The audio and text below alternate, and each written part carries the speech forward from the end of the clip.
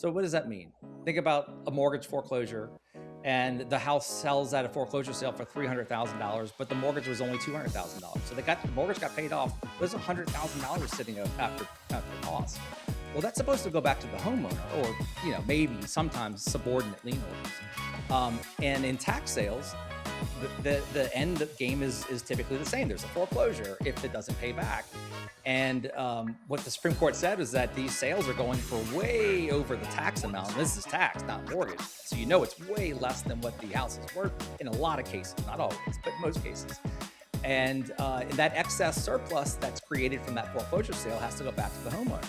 Well, for decades, no one had ruled on that. And so you had a lot of states that just kept it themselves, or investors that kept it themselves.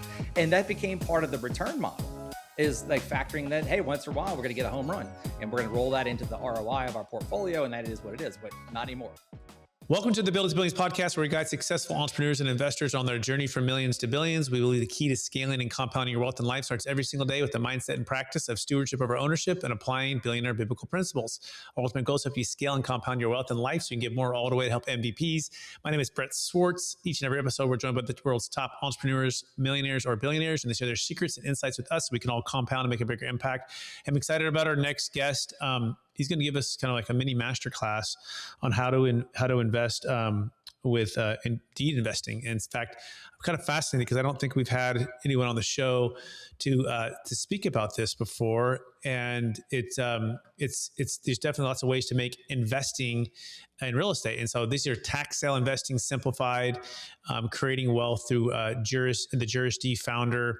And this gentleman is going to teach us how to do these kind of things right now. Please welcome to the show with me, Stephen Morel. Stephen, how are you doing? Hey, I'm doing great. How are you? Doing fantastic. And you're the founder and CEO of JurisDeed. Tell us a little more about that and your current focus. Yeah, JurisDeed is a software platform that helps delinquent tax lien investors to systematize and streamline the process and eliminate complications and really create better access to the investment as an asset class rather than as one-offs and two-offs here and there. And bringing the entire nation of the asset into a single platform. It's exciting because like what you have is complex, but being able to build it out. So, let's dive right into it. What's kind of the secret to, tax lien investing? And then we can talk about the process and working with your team. Yeah, the biggest secret is really that it works at scale. It's, and that's really where you might read the late night infomercials and gurus are telling you about these massive returns on tax liens. It's not that they're lying. They're just telling you that this is how it can be done. And what does that mean? You really need to do a lot of it. And you have to diversify across different states. And that's where it gets complicated. You could pick up a book and read how to do it. But if you go buy one or two tax liens at your local county sale, you're not going to necessarily get the returns that they're talking about. But therein lies the problem. How do you just jump into it at scale or why waste my time doing anything else? And it's because every state it's very fragmented across the country. Every state has different laws. And they change sometimes, and you got to keep up with all that. And then every state has different attorneys and service providers. And you think you're doing something that's a foreclosure, essentially. You're jumping into it, and it's already delinquent, and that's the point. And so you might think you have to involve legal compliance steps and research and letters and check the boxes of a lot of things, similar to how a mortgage company would have to navigate a mortgage foreclosure. They would turn to lawyers in that state. They would have asset managers. They would have all these things because what you're trying to do is get to liquidity with more money than you started with. It's a pretty straightforward concept, but the process is fraught with a lot of pitfalls if you're trying to achieve those gains. So what we've created is a national platform to systematize all of that into a single asset class that anyone can participate in, not just the institutional players that have made billions off of this investment for over a century. Okay, excellent. I'm speaking with Stephen Morel, everybody, founder and CEO of JurisDeed. You can find more by going to jurisdeed.com, jurisdeed.com.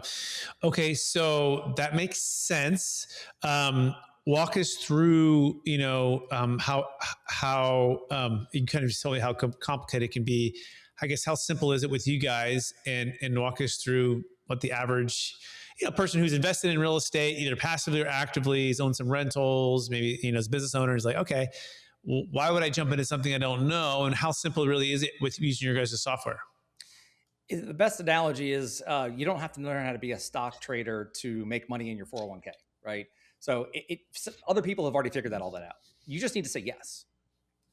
And then you're all of a sudden you see the money going up or down depending on the economy. But the point is that up until now you've had to be a pro in order to make money in tax lien. You had to be a lawyer. You had to understand the whole thing, and that was just in one state. But nationally, and to do it at scale, you had to quit your day job and just be the best.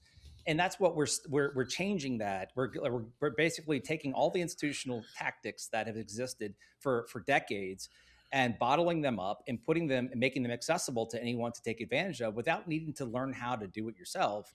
And so now you have to have capital. I mean, that is a paramount part. I think it's the same with your 401k, right? The money has to come from somewhere. And you have to be able to acquire those assets. Now we have lots of research and courses and there's tons of information on how to go get the liens.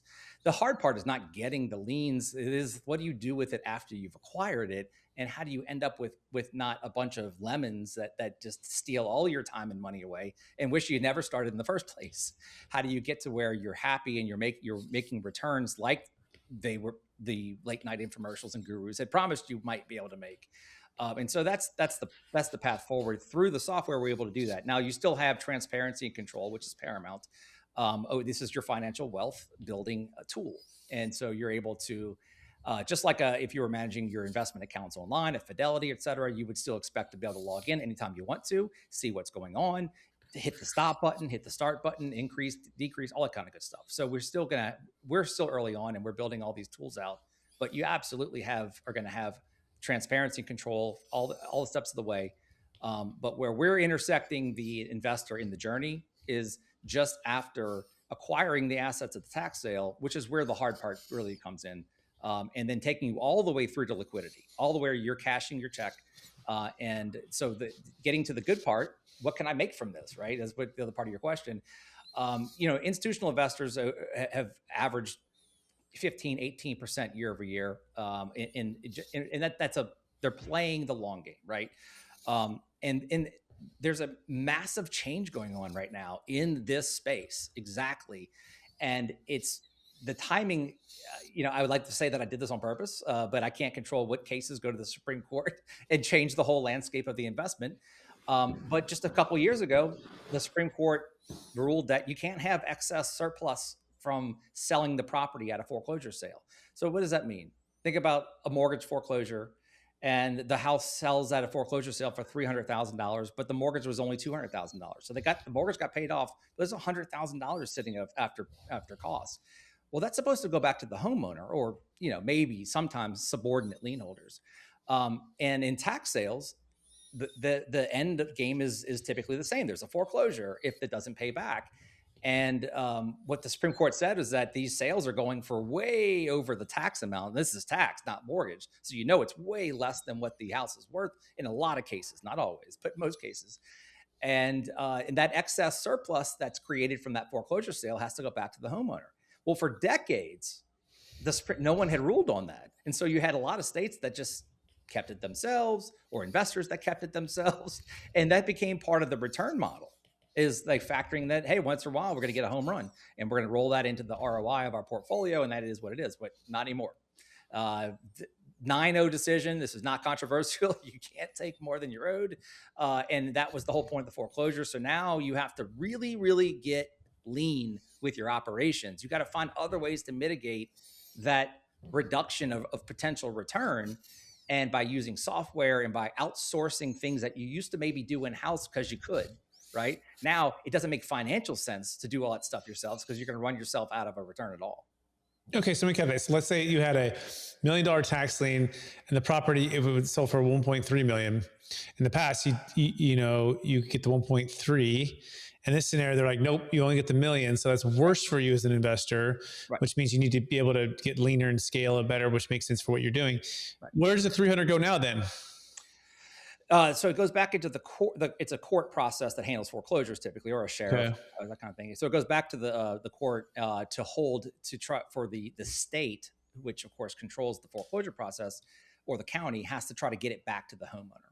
Oh, okay. So they will try to turn around and get it back to them. All right. Be that as it may, you need to get more scale. All right. That makes sense. So is it still 15 to 18 then? Is that how much time and energy is associated with your process? Is it A to Z, or is it only once you've actually got the tax lien that you put it through your system? How does that work?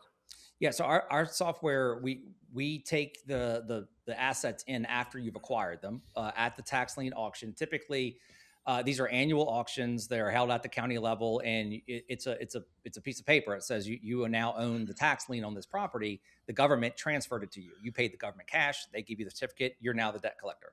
But there's a waiting period, and that's called the redemption period. And you have to wait until that time passes before you can even try to foreclose on the property. But to be honest with you, the foreclosure isn't even for most big investors, that was never the game, just like it isn't for mortgage companies. That's the last case resort they want, right? But now it especially isn't, because there's even no upside from foreclosing. And so it's all about maximizing the redemptions. You want to be paid back. And in fact, historically, over 90% of all tax liens sold across the country will redeem at some point. And that means they'll pay back with the required interest and penalties and costs, et cetera, whatever that state requires. So it's a pretty high percentage now, but you got to get that above 90% now, because you got to make up for that reduction of potential long-term ROI from the surplus. And that's where JurisDeed comes in and helps investors to streamline their operations, reduce their overhead, and to be able to pick some of that back up. So the question is 15, 18% still realistic now with this post Supreme Court ruling? That was the Tyler case, by the way, in case you're some of the court nerds out there. The answer is, if they don't do anything else to change their operations, probably not. But Got you it. could if you did something else to mitigate it. All right, everyone, you can learn more by going to jurisdeed.com, tax lien investing made simple. Okay, so got it. All right, so this is interesting. How much time and energy is associated with this? You know, like you mentioned that a couple of times in simplifying it, but like, what's the average? You know, someone's like, all right, I want to start with 500,000. I want to do it across 5 different tax liens, and I'm going to wait X amount of time before I, get a return on that. And what does it start looking like? So the first off, the best way is to pool money together. The larger the pool of money you can have, the better. And a lot of times that comes from just aggregating different investors, pooling it into get some other funds together and put it all together. The bigger the fund, the better. You are going to be competing against institutional players that have been doing this for a very long time, and that's not easy to do. Coming in strong. You might want to get your feet wet with a smaller fund, and that's fine. It's hard to really lose in most systems because it's built to pay you back with plus interest and cost. So it's kind of hard to really, but you may not just get the scaled returns that you're targeting. And to work up to that, get your feet wet. Learn all there is to know about the investment itself. That what happens. What do I need to do during the redemption period? Every state is different. And that is obviously one of the other value propositions that JurisDeed brings, is we've normalized all that, so you don't have to worry about those differences. But what do I need to do? And then how long do I got to wait? And then what happens if it doesn't redeem? Do I need to foreclose, hire a lawyer? How long do I got to wait? How many years is my money going to be tied up? Learn all of these things, which it's readily available information, many places. We're still building out our resource library and educational catalog. Over years, I've presented and written many papers on this, but never before in a software company context. So we're creating our catalog of different information that would help investors. But that's the extent that we're getting involved at that stage. The pre-auction stage is where there's plenty of information out there. Okay. Once you've gotten it, you can subscribe to the platform, and then you'll be able to upload your portfolio through a simple spreadsheet to our platform. And from there, our algorithms automatically read exactly where that property is located, which state laws applies. And then you can completely let the system do the work for you. Nice. or when legal notices have to be sent out, when they have to be tracked, when you have to do this and that, whatever it is, it's done for you, or you could do it yourself if you want to and just use the platform to kind of track the performance. Okay, this is really cool. I'm liking it. And I don't know if you guys are running a fund or there's a funds that someone says, that's cool, the software is cool, but I just want to be completely passive and I just want to Yeah. put, 100K or 500K into these things. Do you work with those or do you guys have that as well as an option? We have some partners that do that. We're not there yet. We're still very Mm-hmm. early on, and we're just focusing on what we're trying to build in our lane. Mm-hmm. And eventually, I think that we'll be more involved in that aspect of it. But right now, I think if you want to boil this whole thing down, you're someone's completely passive, like you just said. They just want to like, hey, just I can write the check, just make it happen, right? And I think you might just need to involve two different places instead of one, instead of Mm-hmm. one right now. One, to get involved in a fund. There are plenty of REITs and there are plenty of other funds that you can join into, or create your own. But then the second call would be to us to like make sure that it actually makes the returns you're looking for in that particular state, or multi-state, all the way to the end. Okay, cool. This is, yeah, that's really fascinating, interesting, and yeah, you're right. I've always seen it from the periphery, it's a part of the real estate world and definitely legit and all that Yeah. stuff. But just like, yeah, like the know-how and the, it's just seems like less people are knowing about it or how to do it. And so this definitely can bridge that gap. I see the value. That's cool. What haven't I asked you so far that you want to make sure you answer? Well, this is part of a much bigger market of delinquent property debt, period. And we understand that's part of our journey. So that we're starting in tax liens because that's what I know and that's what I've become a national expert in over my career. So it was the path of least resistance, and it's very niche. But this is part of think about all kinds of delinquent debt that's secured by real estate. I mean, mortgages, right? And obviously, as the economy turns from good to bad, et cetera, the opportunity, more money has been transferred, wealth has been created through delinquent real estate than any other events in the history of time. And so you think about like the S&L crisis in the 80s or the stock market crash in the 08, 09, where so many people lost, but more people made money because of it was pennies on the dollar. So delinquent assets secured by real estate is one of the safest plays anywhere because especially tax liens, because you have a collateralized, securitized debt that is guaranteed by state, local, and federal laws, and it's given super lien priority status. What does that mean? It means in the rankings in the public records, it's who's ranked first is going to have the first dollars out when that asset liquidates. And tax liens are always given first priority, even for things that came before them, because the collection of taxes is so paramount to the well-being of everyone that lives in that county. They depend on it. They have to make it that attractive for investors to come in and participate and lend the county that money. So it's kind of a unicorn, to be honest with you. And the only thing that's kept everyone from doing it has been all these artificial barriers of Mm-hmm. complexity and fragmentation and cumbersomeness. And those are the things we're attempting to remove, and we're going to remove. Okay, so let's say hypothetically, I'm like, all right, Steve, I want to give this a shot. Like, I'm going to go to the tax lien sale once a year or wherever I'm in Florida, and I'm going to show up with my 100,000. I'm going to watch some videos and maybe attend some courses with you. I'm like, all right, these are the parameters, and I find a couple good tax liens at 50,000 each, right? And boom, I get it, and then I win it. Great, I won it. I take my docs, I upload the stuff to the system, and just push go. And then the cash flow, and it's gonna monitor and do all the things it needs to do. And then when the payment comes, it's gonna show up my bank account. Is that what am I simplifying it too much? Is that about right? Maybe just a tad bit, but not a whole lot, though. Okay. Surprisingly enough. Look, first off, let me dispel any kind of rumors. Like tax lien investing, like any kind of very niche or a complex thing, it's not easy, right? So Okay. there are a lot of pitfalls, and that's really what we're trying to do is mitigate some of that. So it makes Mm-hmm. it easier for people to get into, better chances of being successful. It does Mm-hmm. not mean that the whole thing is easy.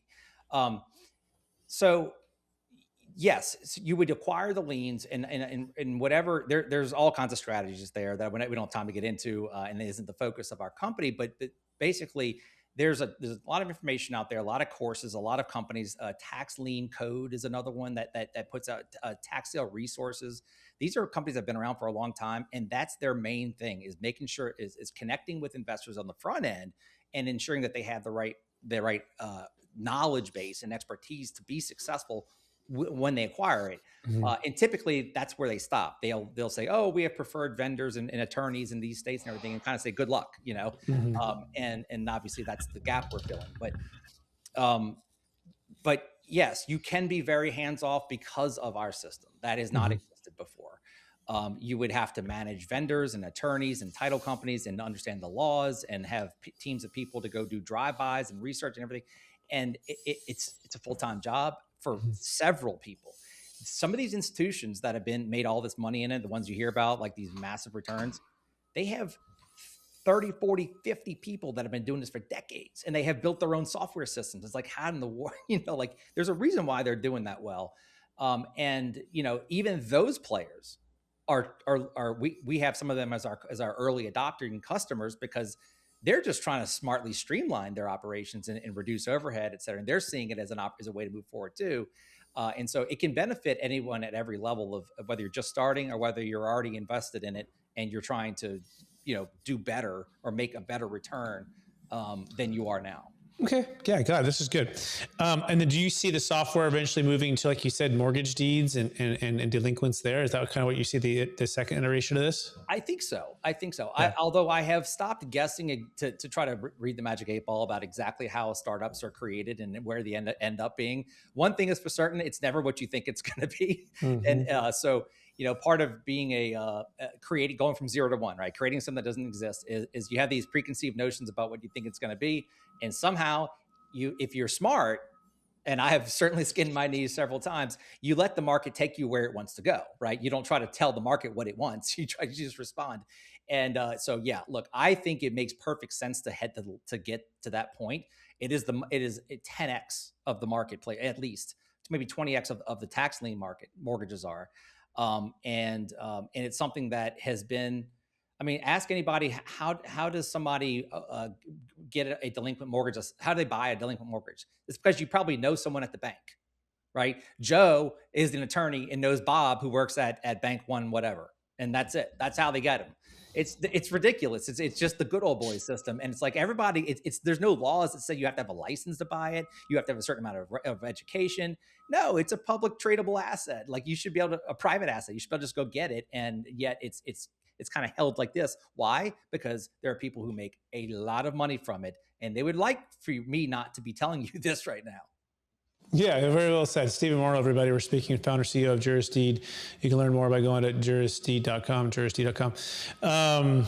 Yeah, fascinating. That's exactly what it seems like, right? I remember the 2008 crash days, Marcus Milchat back in Sacramento. It's like, how are these guys getting to all of these, bankers at the banks to even get the listings? And you find out, and I remember sitting down for this listing opportunity. It was like a 12 property portfolio, like $25 million, apartment complexes. And I sit down and I come to find out I'm competing against the guy who goes fishing with and hunting with the guy every other weekend. I'm like, oh my gosh. It was just to check off his box to say he met with multiple brokers. Right. But I never even had a shot at the listing opportunity. And I didn't find out until later, it's like, you still kind of swing the bat. I remember I took the whole weekend. I drove 2.5 hours to drive all the properties, tour it, underwrite it, all prepared to get to this meeting. And I was all excited. And then you come out, you're like, I never even had a shot at this thing. Yeah, that's the way it goes. And that's the good old boy system. So, a good analogy that we like to use is what we're building is the Robinhood of delinquent property debt. What Robinhood meant for stocks and crypto is it took a foreign concept to the vast majority of everyone out there who could be an investor and said, yes, you can do this too.